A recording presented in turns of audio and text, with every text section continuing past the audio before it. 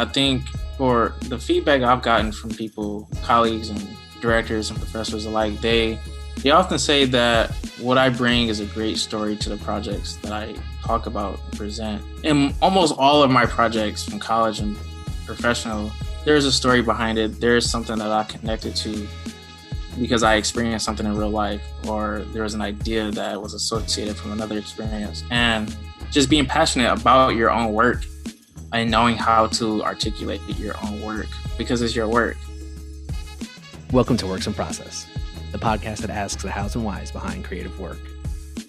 Take a ride with me, designer and educator George Gyro, as I learn from my guests there's no one way to being a creative, but endless possibilities fueled by passion, determination, and of course, process. That was today's guest, Deon Mixon. He's a graphic designer, author, and an educator from Detroit, Michigan. He graduated from West Michigan University and is an alumni of Cass Tech. Deon also wrote a series of books called the Lethal Creed Saga. He's a brand identity designer at Gyro, but none of these are the reason why I'm talking to him today. Our conversation is focused on the fact that he's the creator of the world's first graphic design educational board game, Design Eye, and that it was fully funded on Kickstarter. We focus on how board games are a great way to teach design to young creatives, and why having people of color exposed to creativity is so important to the future of the profession. Let's not waste any time and get into this conversation. Hey, Deon. How's it going? What's going on, George? All good. Good. Thanks again for joining me on the Works in Process podcast. Glad to get you on the show.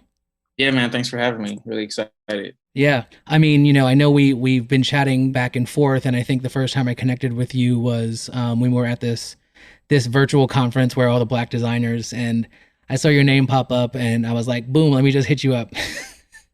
No, it was really dope. It was a great time to connect with so many people like you. Yeah, thank you. So before we get into your journey, let's have some fun. I start each episode out with like a rapid quickfire Q&A session that kind of sets the stage for our conversation. You ready? Okay. All right, so just a bunch of this or that questions, right? Coffee or tea? Tea. Paper or digital? Paper. Designing or writing? Designing. Hesitation. Designing. France or Italy? France. Better pizza, Detroit or New York? Detroit. Detroit, all the way. Detroit style. Nah, man, I gotta send you some places whenever you get back to New York. All right. And then some quick word associations, right? So what's the first thing you think of when you hear these words? Creativity. Drawing. Yeah. Determination. Ooh, like exercising, like just kind of going over barriers and boundaries, like climbing over walls. Business. Money. Failure. Get back up. I forget the quote, but yeah, get back up after you fall. Community. People. Education. Knowledge. Mistakes. Learning experience. Skills. Ability. History. Records. Opportunity. Possibility. Accessibility. Wheelchairs is the first thing that came up. Okay. Future. Well, honestly, a scripture popped up, Jeremiah 29. I think it's verse 14. For another thoughts that I think towards you, save the Lord.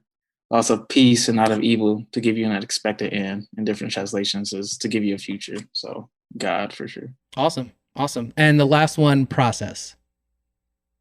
Ooh, in the trenches.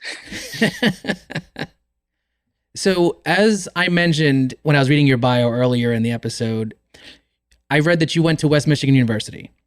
And so how did you get into design?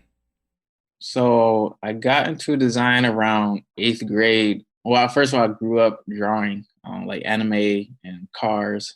My dad, he's a Ford auto worker, like 20 years.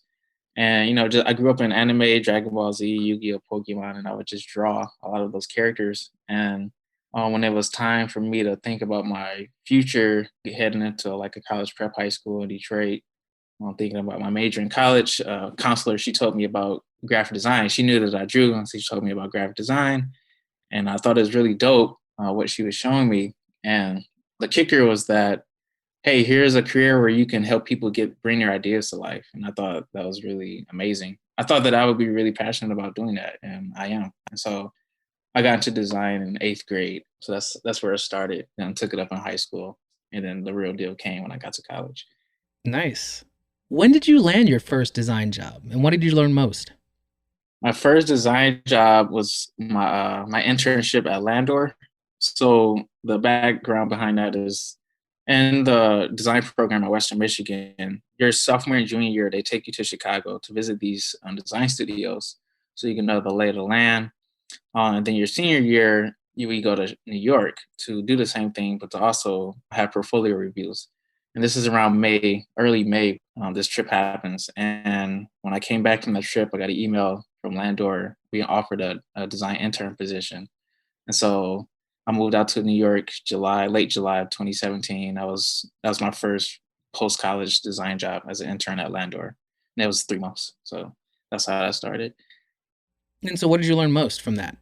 Probably the process of creating brand identities for corporate brands. Now, branding has always been my favorite genre of graphic design. And so at Landor, this was my first time, I guess, diving into branding on a professional level, but also just the corporate version of branding, because there are different types of brands, consumer, B2C or B2B. And so, but at Landor, or at least the New York office, they mainly do a lot of corporate companies. So just learning how they approach it, putting up your different treatments on a crit wall, working with a strategy team or a writing team.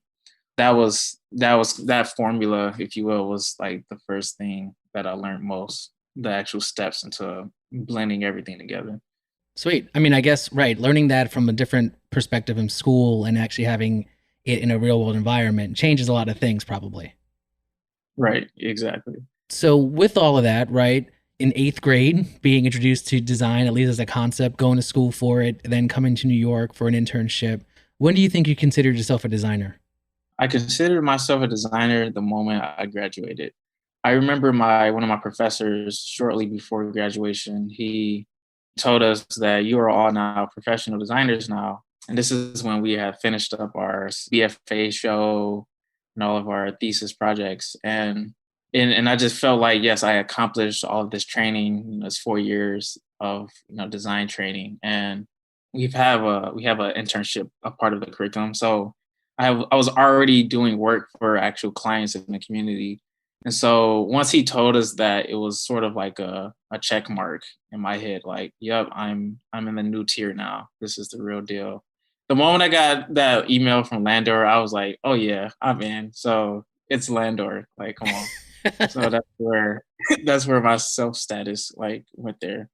Yeah, definitely, right? That extra boost from an outside source, right?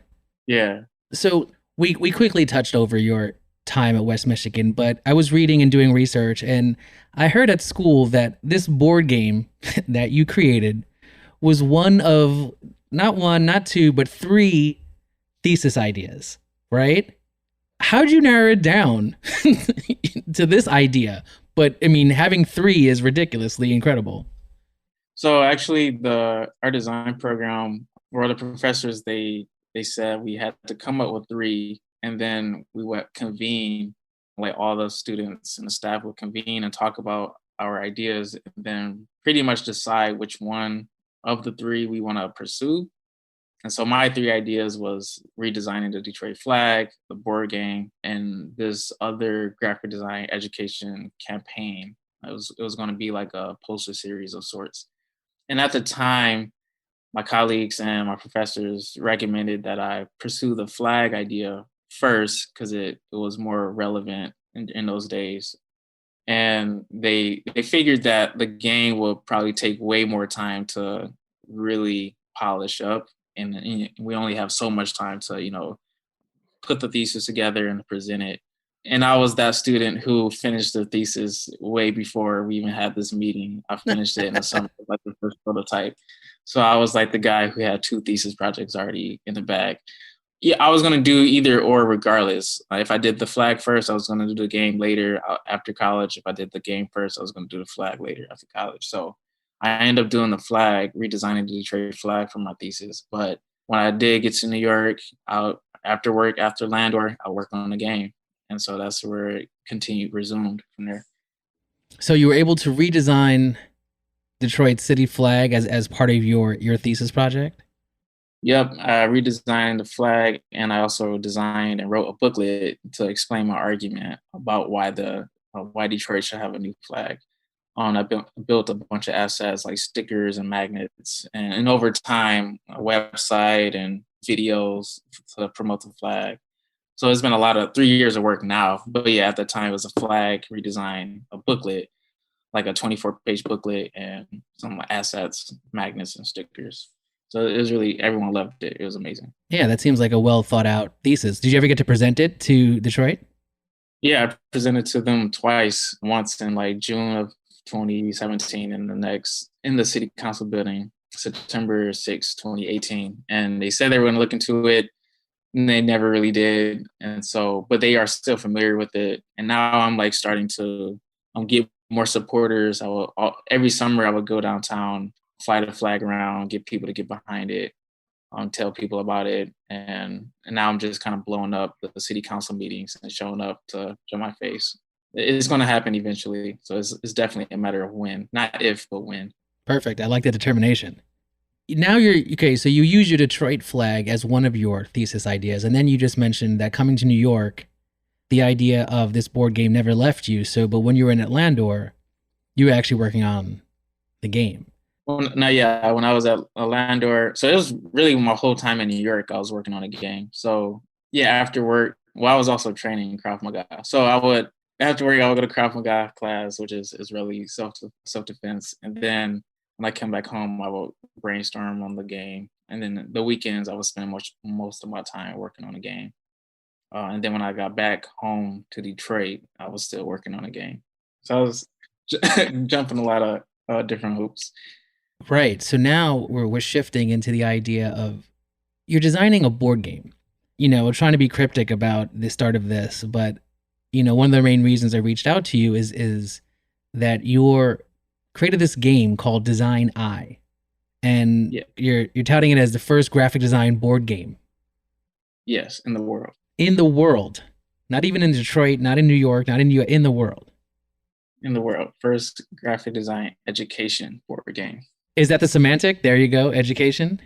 Because there exists other graphic design games or board games at that, but they have not made it as far as I have. I think it's fair for me to be able to say that. For example, there's a New York, I think she went to SVA. There's a student at SVA who designed a graphic design game, but it was tailored to designers. While my game is tailored to non-designers and especially youth who are learning about design. And there are digital graphic design games online, like, I don't know, Shoot Helvetica, like very silly games that, again, designers are more familiar with. But Design Eye is the world's first graphic design game to educate players about graphic design, and especially with the amount of material I have to educate them on. Let's talk about that material. You have 6 principles in the design game. Principles of design. What are they, and how did you determine those? Yeah, so the 6 disciplines. So I've done a lot of research, and part of creating Design Eye was figuring out what will players create to. My original prototype before Design Eye was a thing revolved around sketching to particular subjects like color, typography. But those subjects alone were too advanced for my target audience, which are like middle schoolers and high schoolers. And if I wanted to capture, I guess, the world of graphic design in a small amount of numbers, 6 came out to be a good number with my concept with the eye and the 6 colors of the rainbow.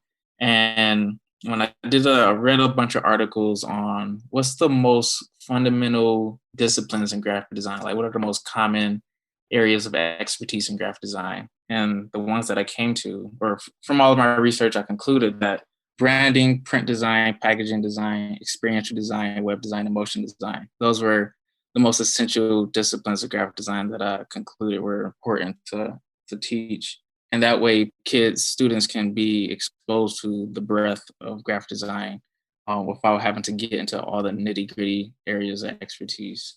I thought these 6 disciplines captured the overall world of graphic design for sure. It seems well encompassing. It seems well rounded. And I think one of the things that I'm listening when you're talking about your intended audience, you're talking about middle schoolers and high schoolers. Like, why do you think it's important to expose them to design? So the idea for design I came because saw that there's an extreme shortage of people of color in the design industry. Now, this was a reality that I recognized just going throughout life and school.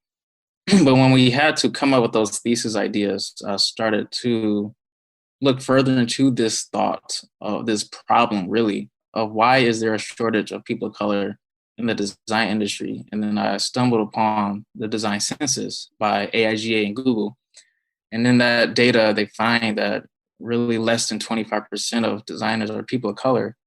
So I thought, well, how the heck are we going to increase those numbers, right? Because, there's a lot of talks about representation, equity, racial equity, all of that kind of stuff. And me as a Black person, me as a Black designer, and me really, really being interested in youth development, because I've been a part of different organizations related to youth development, I wanted to take a stab at it pretty much. And but that data that the design census gave me was the foundation from which I built everything. And kids, when graphic design is a very niche subject, and kids, when they learn anything, they want to have fun learning it. So a game is to me, was the best medium to start with. And I will ask students card game or board game, and I really have 50-50 results. And I personally like board games more than card games. And so Design Eye has a little bit of both.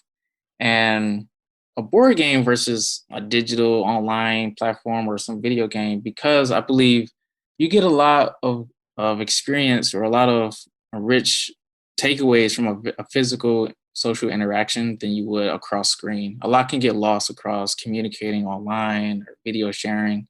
And there's just nothing like collaborating or working beside your fellow friends or classmates on different ideations. And so that's why, for example, in the studio space, you're pinning up sticky notes on the wall or you're writing on the whiteboard together.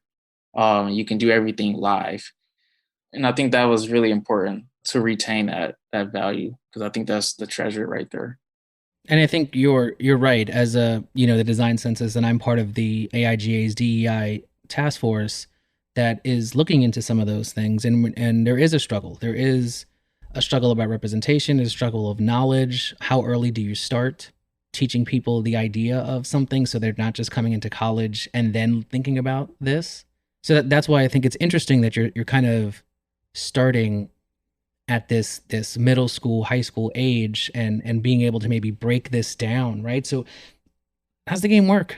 How do we play it, right? Like how are you able to break down design as a board game? I'm a designer, you're a designer, we do branding, we do web, we do posters, we do a little interactive. You're taking something that inherently, I mean, obviously not the original nature of it, right? Because it was all tactile, but now we live in screens and we do everything there. Even if we're able to hand do something, we still then touch it up on a screen, right? How are you now breaking it down and making it into a board game? And yeah, that was one of those questions in my head, like, okay, how do I make this a game? So first of all, when we look at the process of design or any creative process, the first fundamental step is sketching. Well, I mean, I guess I would say ideating, like thinking of ideas, but then the next immediate step is sketching, put an idea to paper. And so when thinking about something that is introductory, this is meant to be an introductory design education game and not overwhelming student players. The best thing and most efficient thing they can do is sketch, have their ideas and sketch it out. And so Design Eye is played by sketching your ideas, your original ideas, and then presenting them to your opponents for your opponents to then critique you on your ideas. So not only do you get to create and sketch your ideas, you get to experience critique and actually learn how to critique other people's work, providing constructive criticism. And then there's a lot of empathy involved in that as well. There's an honor system in that as well. So I thought that was really important and really efficient and functional for a game like this. The key words are just simplicity. Don't make it overwhelming, because then you might lose, the attention of or interest of those student players, especially. And also develop a story behind Design Eye. Like there is like a universe to Design Eye world, and that's the fictional school that you're competing to get into. It's called the Haas or Haas Aper School of Design, HASD. And playing Design Eye, you're this fictional student who's competing to get accepted to this prestigious design school called the Haas.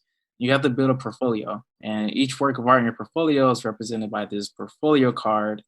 And you get the card by getting enough points. And you get points by sketching or answering flashcards related to other design subjects that you learn about, like color theory and typography. So you're sketching or answering flashcards, and you're continuously doing that, racking up points to collect these portfolio cards that represent the work, the sketches you've actually done. And whoever comes out with the most cards first is the winner. In the story, you will have been accepted into the Haas. But at the end, whether you win or lose, the gold is in the fact that you and your friends or your classmates just created all of these original ideas that one day could become the next big thing, or a business, or some super great innovation endeavor. These are the ideas that people often sit down or set down and never come back to again. They have so many ideas that they believe could become a reality, but they don't believe enough that they can execute on them, or they may not have the resources to execute on them. And so Design Eye is that catalyst, especially for kids, because kids, their imagination is very, very expansive. And this is how I crafted Design Eye. So thinking about all those different questions and concerns, what's the most valuable thing this player can do? Everyone likes to create, whether they think they suck at sketching or not. It's not about sketching per se, it's about the ideas, right? And everyone, I believe, has ideas. There's so much that goes into it. I mean, there's also like the element, so the flashcard. So not only are you sketching to the different disciplines, for example, you land in branding, you have to create a name and logo for a food chain of your choice. But for the flashcards, I call them the design blitz. It's an opportunity for you to shake things up a bit, get some more adrenaline going. So you have to answer through 30 cards within 1 minute. So like color blitz, that's everyone's favorite. You have to name the opposite hue. Oh, what's a hue? What's the opposite colors, the complementary colors, the analogous colors? What is this stuff? So you learn about color theory, the basic introductory level of color theory, right? And it's just a nice little quick exercise to get those gears going. So let's say if the dealer draws a card, you see a red square, you say green, because you learned that the opposite of red is green.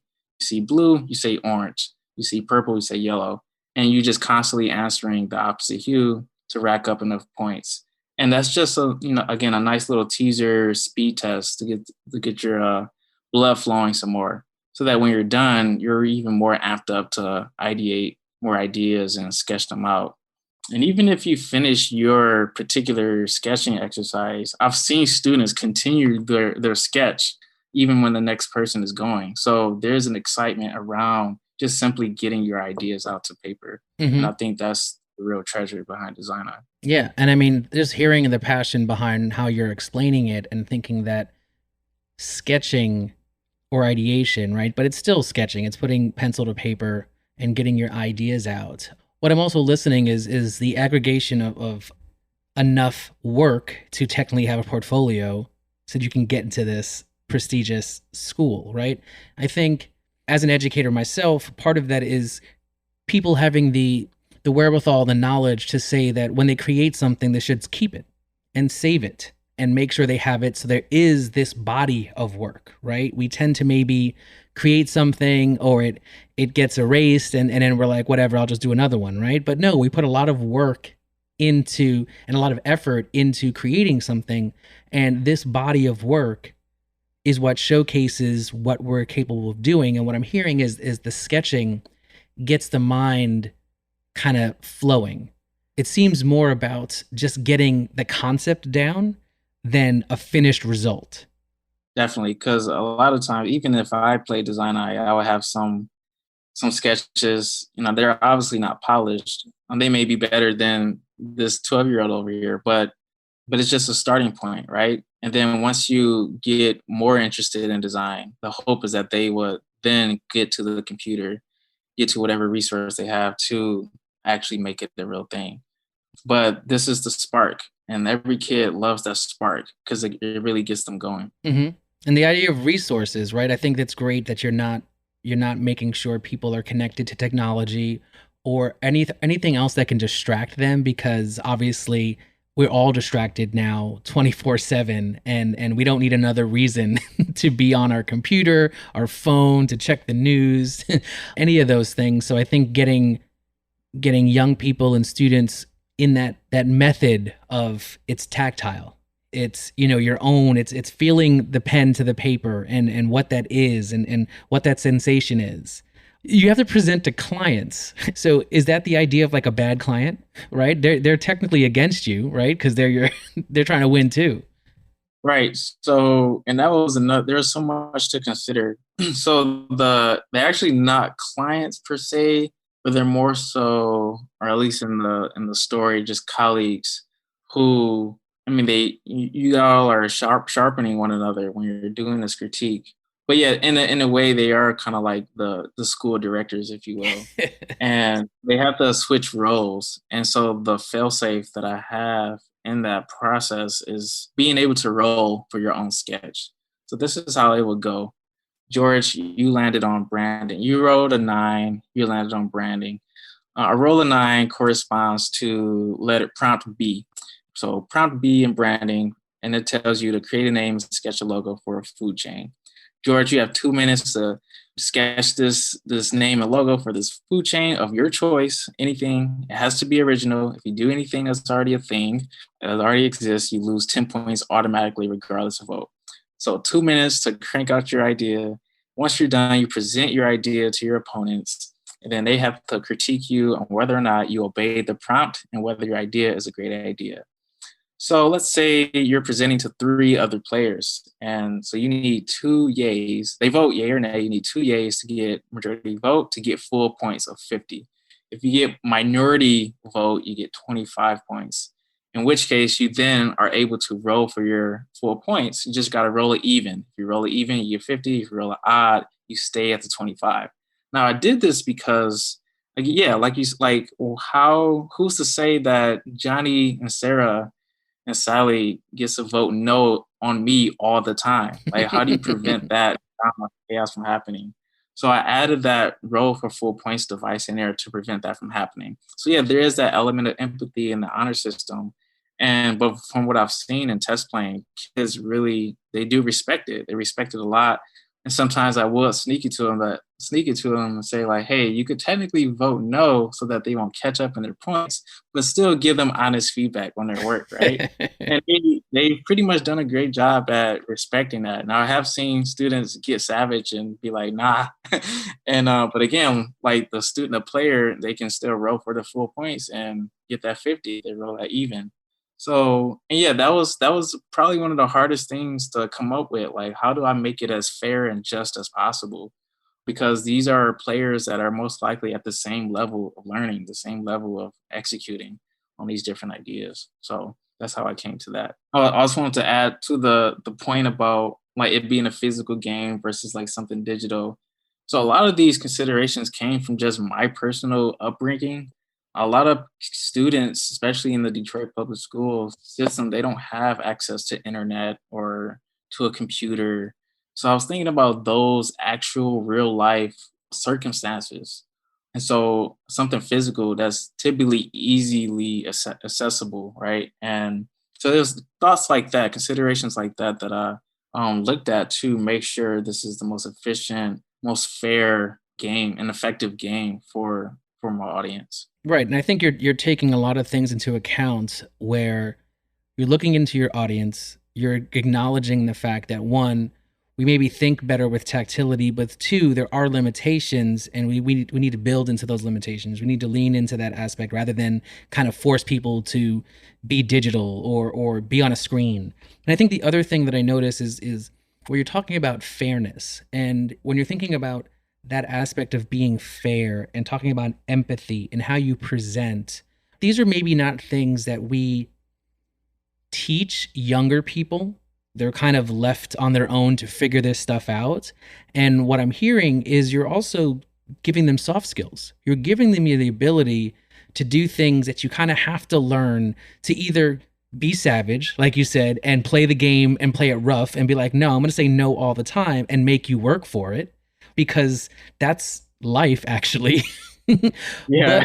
But also learning how to give critiques, learning how to present your information so somebody else understands, right? These are things, as for me as an educator, I'm trying to get my students to do that all the time because they have to do that. Well, like when we're going for our first jobs or going for our internships, but learning that at a younger age to me is preparing them for that ability to be quicker and more agile and nimble later on. So I think that's a really good testament to understanding what you call a fail-safe is making sure that students are able to see that it is not a win or lose. There are levels and things like that. And that's a really interesting thing that I'm glad you were able to put in there because it makes it more real and fun than kind of, like you said, if I can shoot everybody down because I'm against you, boom, I win because I'm never going to say yes to Deon's design. And there's also the element of like autonomy. So the fact that you're able to come up with your own ideas and like, for example, in the prompts, it will say, sketch a poster design for a topic of your choice. So you're not only coming up with an idea for that particular objective, but an idea of the different context that you want to create for your idea. You have full control over that because often the creator, they typically have full control. They have autonomy over their ideas and how they want to organize them and execute on them. And who's to say that your idea is wrong or right? And so that's again another part of that like fail safe. Everyone is able to respect each other's creative autonomy is the word I'll use. And I think that's really important for students to be aware of because that even strengthens their motivation to be more creative, to express themselves creatively, and be determined to execute on those ideas. Right, because they're actually being able to control that in a state where they maybe not have a lot of control in what they can do. They're playing a game where they can. It's another focus that I think is really interesting because it's not just playing a game. Not at all. As fun as it is, and the idea that we can make these decisions and be able to be as creative as we can, I like hearing that there's so much more behind it. So would you consider yourself a strategist or a game designer? I'm definitely not a game designer. I only think of the term strategist in the context of like brand strategist. But I typically just consider myself a graphic designer or creative and a multidisciplinary creative at that, I guess. But I guess in this context, yeah, strategist who is orchestrating things to create a bigger impact on lives, on young lives. And yeah, like you said, this isn't just design isn't really a game. Like in its essence, it's an entire impactful experience. It's meant to drive change. It's meant to drive transformation or realization to inspire for the ones who aspire. And that's what we need in many other industries, but especially in the creative industry, the creative world, because this is what it takes to get students excited about being the next generation of creative professionals. They need to experience what it's like to create and collaborate and to present their ideas. Yeah, anyone can play a game and have fun, but Design I bridges those two worlds of fun and creativity, fun and real life.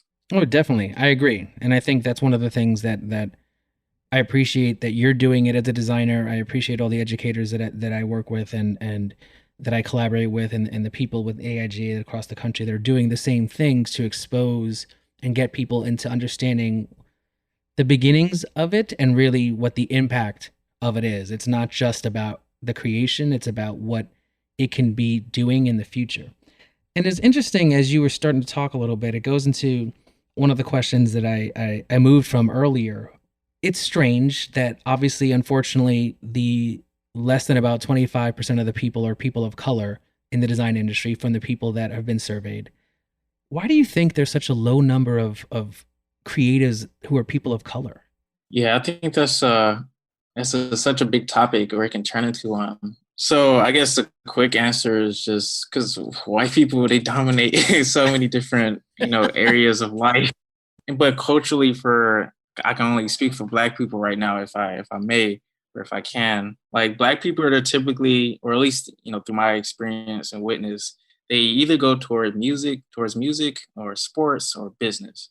But you often see a lot of kids of color who can draw, who can dance, who can do videography, who love photography, but they don't really take it far. They don't pick it up seriously.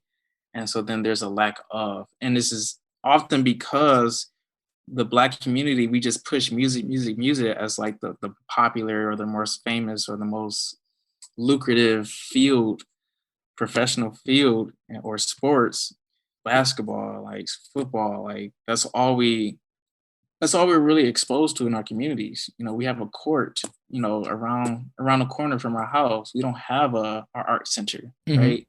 And so it's like those type of institutional geographical bullet points that have been put into our community that influence a lot of these pathways that we look into. And because arts and design, the history of it isn't limited to one race, one ethnic people, because there's arts and culture around the world, but at least in the United States, it's been heavily Caucasian, Mm-hmm. heavily pushed by Caucasian or pushed to Caucasians. They're the ones who really care about the fine arts and design, and everyone else is like other. And so the people of color who do get into arts and design, there's just not a lot of like backbone behind like telling that to their family and friends, like, hey, get into this. And there's also just the generation above us, our parents and grandparents, who just don't see art and design as a lucrative career.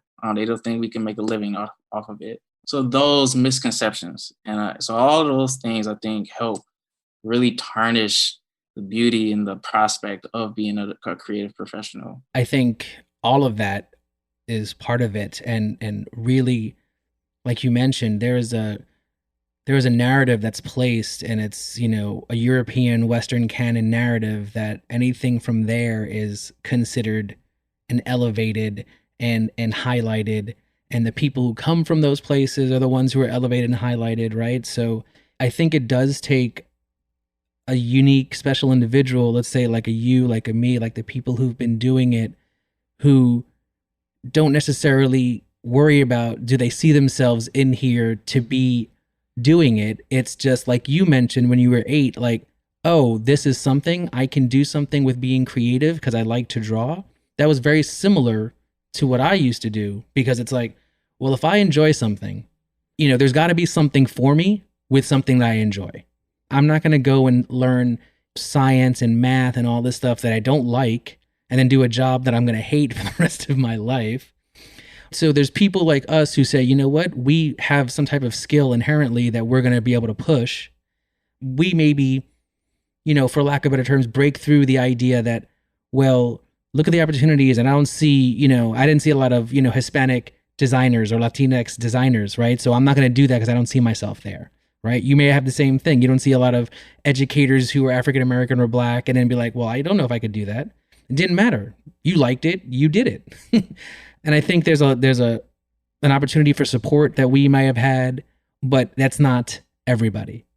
And there's a lot more people, which you're talking about, the idea of basketball and baseball and sports are all more pushed, and there's no community center that pushes this other idea. And I think that's a strong thing that we need to kind of really rectify, that these systematic inequalities of just what's accessible, we can't expect somebody to know something if they've never been exposed to it.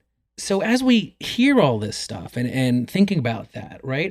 Do you think you're rethinking how graphic design should be taught? Design Eye was the starting point for that. And actually, I have a mentor. He's well connected to DPS, Detroit Public Schools, and was now Detroit Public Schools Community District, DPSCD.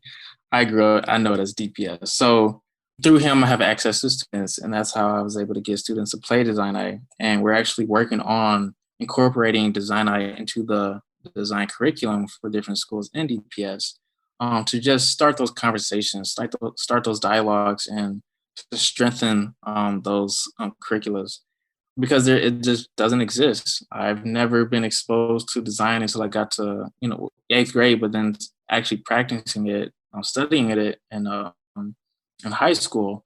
But even the high school curriculum wasn't as robust. And so Design Eye is also another tool that could be used to kickstart those different curriculum ideas.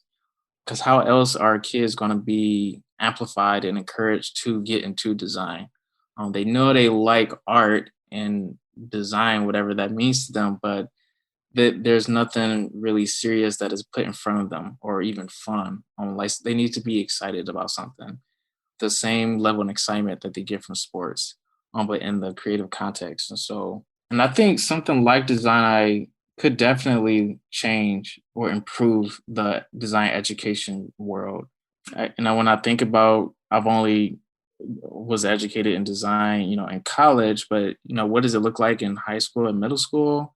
Design Eye was the only thing I can think of, at least starting out. And then it will be up to the teachers to create that curriculum, create those assignments, create this composition, sketch this composition out, paint this composition or whatever it is. And over time, they develop those introductory stepping stones to go to the next level in high school and into college. I don't have enough information on how middle school, grade school teachers are teaching design, if they are at all.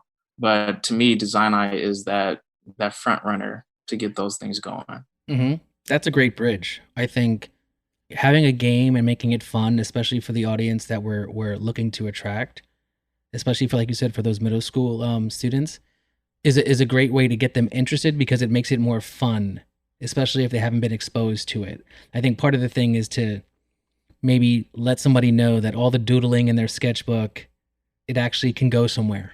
Yes. And I think part of that could be explaining to parents that it could go somewhere. Because as a middle school or high school student, you probably don't have a lot of control maybe of where you go to school, right? Your parents are the ones who make those decisions. And I've met parents who they tell me that, yeah, their kids are interested. They're in some like after school program and they do some creative projects, arts and crafts and that kind of thing. And when they see Design Eye, they're like, oh yeah, I want to get my student into this because my other daughter, she's in STEM.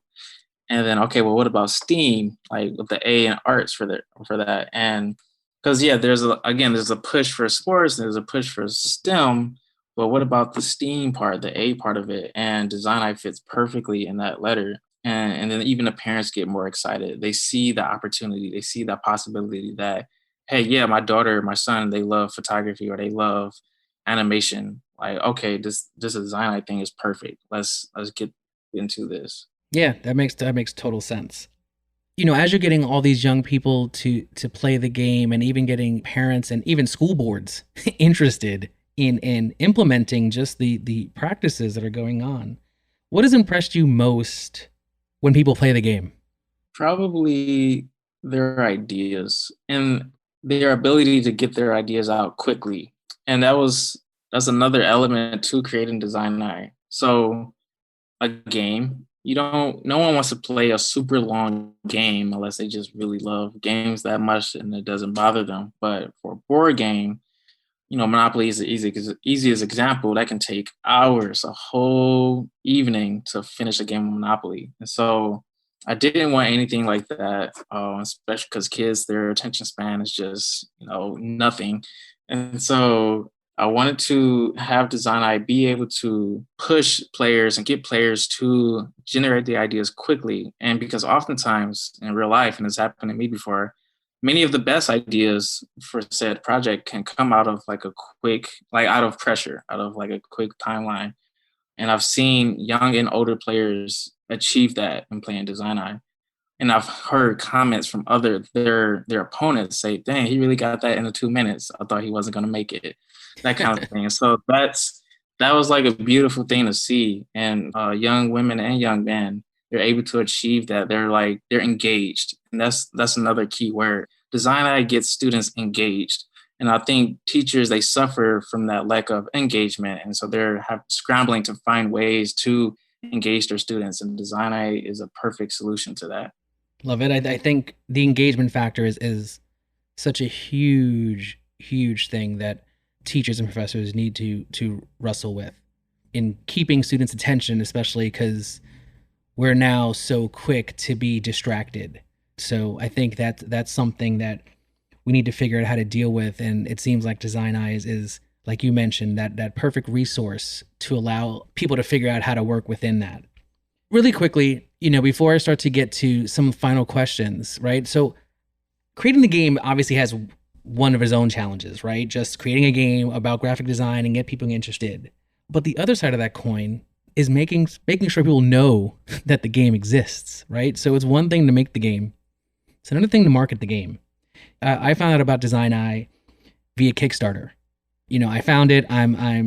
I funded it so I can get my own copy and play. I'm not a middle school student. I'm not a high school student, but like you said, the pressure of designing a logo in 2 minutes, I could deal with it. But what were your techniques to initially get the word out, to promote this, to have enough people to fund and back this concept that now became a reality? Man, well, first, I really want to thank you and everyone else who contributed to the Kickstarter and just to the journey. And I think a part of it was just my family and friends and the people I'm connected, my network, really, especially in the education space. My mentor, he was a really good captain and like pushing, having me show the game in front of principals and teachers. But when it came to the Kickstarter, really just social media, I originally created a Facebook group for Design Eye, and my strategy was to gather enough supporters so that when I do launch the Kickstarter, I can just migrate those supporters to the Kickstarter. So I was going to get like 250 people or 400 people on Facebook and then migrate them. And sure enough, only like 13 people actually migrated. Now, but what I actually did after that was I launched an Indiegogo first. Now, Indiegogo, you are able to receive the money you raise even if you don't reach your goal. So I use that as a way to leverage the risk because Kickstarter, you only receive the money if you reach your goal. So Indiegogo, my goal was $20,000. I only raised around $12,000 or 1,200, only 1,200 out of the 20,000. And that was like earlier this year, like February, March. And then across time, I'm still doing test plays. Now I'm developing a digital version for Design Eye on tabletopia.com just so that people can play during a pandemic. And I think what it came down to is Kickstarter. I think Kickstarter was just a better platform than Indiegogo for me for this particular product because of the universe, the culture of Kickstarter. And then there are just so many educators out there. And when I launched the Kickstarter, not only did I, of course, blast it on my social media accounts, but I also blasted it in different Slack accounts, like different groups. So the Where Are the Black Designers group, different like people of color networks or groups who are designers, who are in education. And then it was just really to the thanks of the people who spread the word, whether through social media, through mouth, and that's really all I can think to credit it to. And I'm just really grateful for that blessing because I was just gonna have to find another platform to promote it to have the least risk possible. It was just really going through the options of the social media reach, the in-person reach, the network reach, all the groups, and just constantly not badgering people or putting it down their throat, but just a nice little subtle, hey, check out my game, or Mm-hmm. yeah, I designed this education game. You're an educator? Oh, check this out. Very decisive like moments where I'm talking to these people in my audience, in my world. So knowing who your target audience is and knowing that universe is really important. And I think that's what helped me. So I'm clearly talking to educators, not so much designers, right? Yeah, the designers will come, but I'm looking for the people who are actually with these students day in and day out. I'm looking for the people who need something for their curriculum at their university. So, and I found these people on these different channels and it just worked out. And the records show that they came through in the Kickstarter. It also looks like timing the world had to go in this crazy format, and everything had to happen over the summer, and maybe also having time to be able to dedicate all of it to start to drop seeds in all these places, these Slack groups, these Facebook groups, these things, reaching out to educators. Like, you might have had a little bit more time to be able to deal with all this, to be able to have this success, right? So we're hearing the huge amount of success, obviously, because you're funded. And as of this recording, I think in a couple of weeks you'll be actually sending out your first batch of games. What do you think was one of your biggest failures about creating this game? Well, off the top of my head, probably the Indiegogo, but I don't even really consider that a failure. I just consider that a test. I really can't think of any major failure because I've had over 130 test plays from students ages, 8 to adults all the way to 50 plus, and everyone loves it. It's over 4 stars out of 5 stars. And those test plays starting in June of 2019, they just really proved themselves. I asked the students, the 10-year-olds, the 11-year-olds, 12-year-olds, 13, 14, like, hey, what do you think? Give me your honest feedback. What do you like? What do you don't like? Or don't you like? And they will be real with me. And majority of it was like, yeah, this is all great. Nothing's really wrong, or nothing is really something I don't care for. And so that's all to say that to date, there has been no major failure besides, I guess, the Indiegogo. So it looks like obviously you're taking enough time and getting enough feedback and using all of that to craft something that is really focused to who you're targeting. Like you said, it's not necessarily for the designer who thinks that needs to be more strategic, or I need more time, or I need to be digital, or any of these other things, because you're focusing on that introductory person who's in middle school, who you're trying to get interested and get excited about this. So I think that shows that putting in the work and putting in the effort to make sure you reach out to those people are really what's going to make sure that maybe you don't have any failures, except for the funding failure. But as far as gameplay and things like that, maybe you're not having those big things because you did enough prototyping and building with failure. That's the idea, to keep on, redoing and editing and remixing until you figure it out. But nothing after that. And I'll also add that in the development of design, I only had this studio booklet, and my mentor, he was the one who tell me, hey, maybe you should create like a one-pager cheat sheet, because let's say the students just don't feel like reading, or they're just not going to go through it. Like, what's a substitute to that? So I'm like, okay. So there was like those moments. And so then, and this is before I started test playing. And there was like moments like that where I'm like thinking about all those different worst case scenarios, all the best case, worst case scenarios, and making sure it's effective, it's simplified, it's not overwhelming, it's efficient. And when I started the test playing, that's where the evidence came in at. But yeah, on the financial side, that would be where failures come, not so much the product side. So as I want to start closing out our beautiful and I think really informative conversation of trying to break down the idea of this as graphic design as a game. For you, what aspects of the creative process do you still struggle with in your everyday? Definitely putting myself into one path. I tend to come up with ideas that I really feel strongly about, and then my initial impulse is that that's the answer. Like, that's the right idea. It's typically hard for me to step away and just explore other completely different ideas, not iterations of the same idea, but completely different ideas. I really struggle with that. And I'm getting better at it being at my studio, but that's something I definitely am aware of. And I think a part of why I'm like that is because oftentimes I am right. That was the better idea. And so it's just that kind of back and forth that really testing the waters, just cranking out those three different directions just to see what the client says, or in this case, just to see what the student feedback or the player feedback is, and then going from there. And because I want, a solution that works and that is impactful and that's meaningful, that isn't just because of my personal feelings, but because it actually helps the other. It's a selfless endeavor, right? Mhm. But other than that, my creative process though is typically I'm sitting at my desk, just staring into space, ideating, right? And then I will have like an 8.5 by 11 sheet of paper. I like writing all my notes and sketching on just copy paper because I'm then able to put them in folders or eventually binders in the clear protective sheets. And then I'll like probably put some notes in my phone and then eventually translate it on paper or vice versa. And then I just start designing, open up Adobe Illustrator and open up Adobe InDesign and then get to it.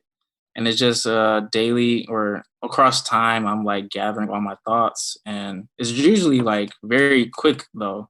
The one example, so when you write your essays in high school, you do the rough draft, right? Rough draft. I didn't do rough drafts. Like, yeah, I was that student, but I typically create live and edit it live because time, sometimes I always feel like I'm always running out of time. And so I like to just get to the final. I'm so eager to see the final product that I'm going to do, or at least my way of editing live as quickly and efficiently as possible.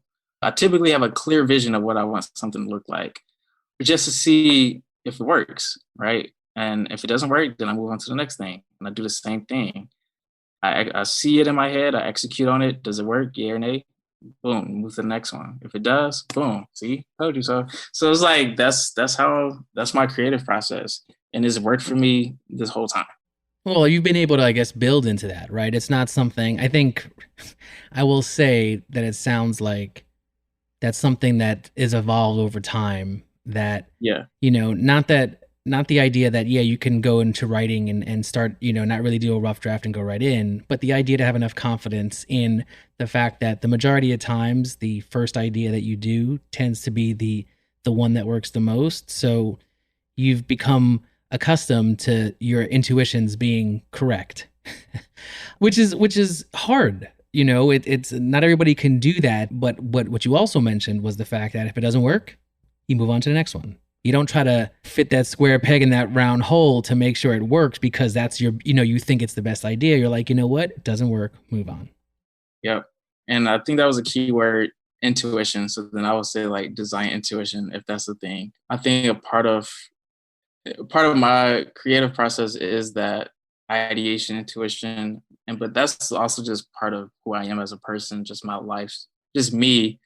I know how to read people, read situations, especially in Krav Maga. You learn about situational awareness. So I think a lot of that bleeds into like my creative process too. It's just I don't know. It's just always been there, and yeah, it has evolved and strengthened over time.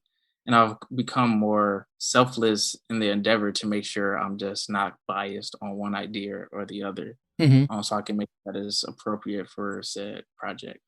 It is. And I think the intuition, it really plays a lot of it, and what you're doing in life and how it all kind of merges together. Sometimes it all kind of just blends. Now, as you're doing something for younger people and it's an educational game and that's kind of at the forefront of your mind. So really, what do you think, the kind of support that young creatives who are graduating from college need when they get out? So they definitely need guidance into finding a job, like finding or being connected to that network of creative professionals who are just good people. They need to know where to look for jobs, like where are all the studios. The student themselves need to know what kind of design they want to get into. They have to think about the geography of things, like where do they want to live.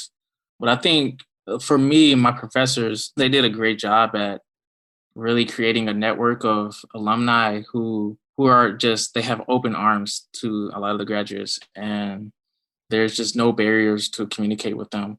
So I would say I think is the responsibility of, or should be the responsibility of the college or that design program to already have that in place or to foster those networks. So I think it's a networking thing, and in general, you know, is who you know, not what you know, right? When you're like trying to get work. And so there's that real life element to it. And so I think that's really important. So like having professors be involved and having professors who are involved in your personal career path, your journey, and then you yourself, the student, networking for themselves. And then really knowing, I believe that students middle schoolers should be thinking about their college and post-college lives.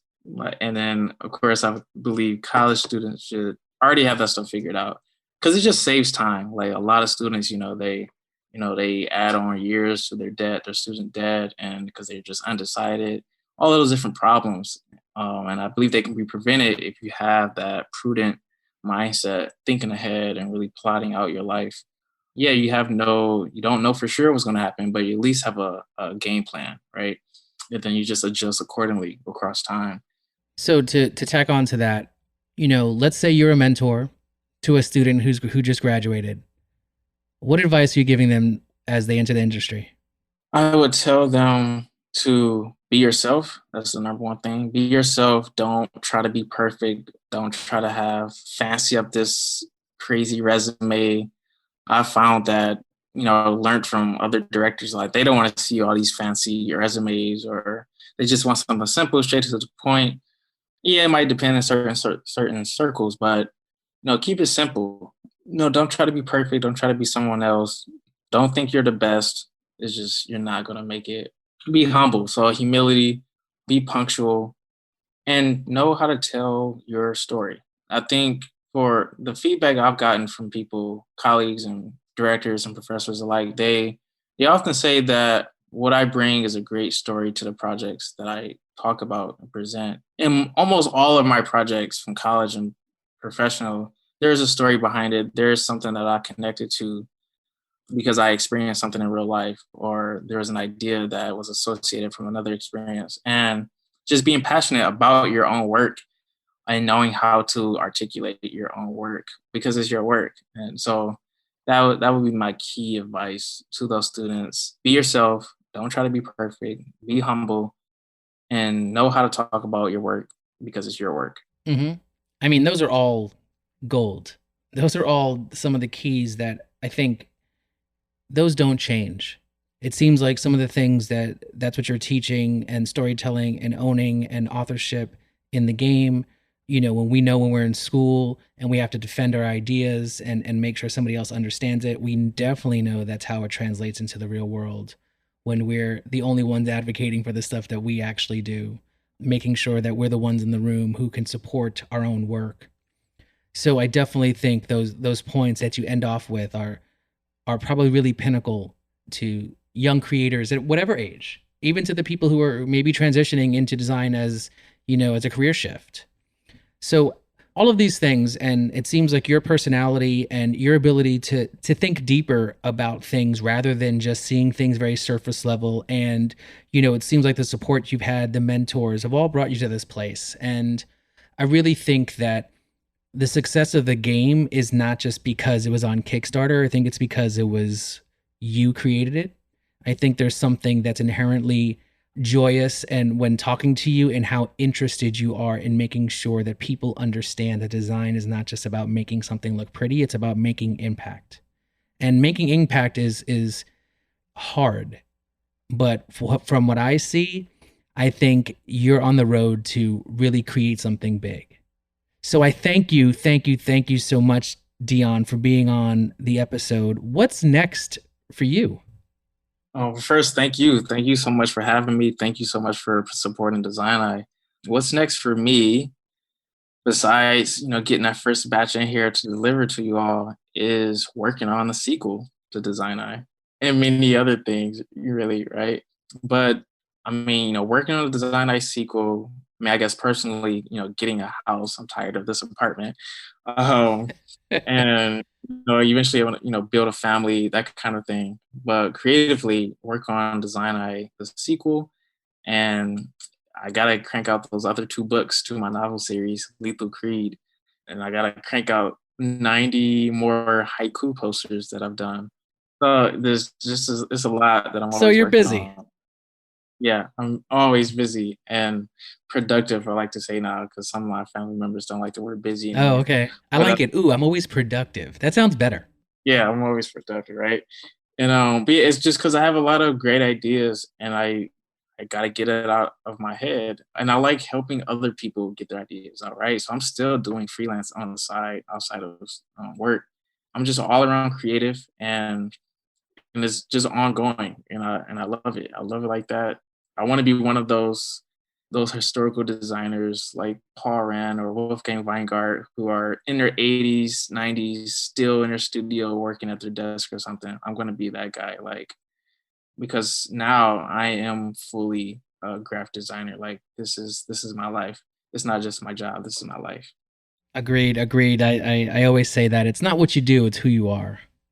So where can we find out more about Deon or Design Eye? So to find out more about me or to keep up with me, you can go to deonmixon.com. So it's DEON as in November, M as in Mike, IXON.com. You can follow me on Instagram and Facebook at Deon Mixon. Design Eye, you can access all of my projects through deonmixon.com. But of course, Design Eye is designeigame.com. So that's EYE, not the letter I. And you can follow Design Eye on Instagram at Design Eye Game. And then with the flag, it will be DetroitRiseFlag.com. And again, at DetroitRiseFlag _ actually, I couldn't get the underscore out of there. But yeah, but all of these things can be found on DeonMixon.com. And they also could be found on, I will place all these in the show notes and links to all of this great stuff. So Deon, thank you so much. I love getting into the nitty gritty of how creatives work. And like I said, we have some real gems here. Take care, man. I hope everything is going well in Detroit. This has been Works in Process. Thank you. Have a good one, man.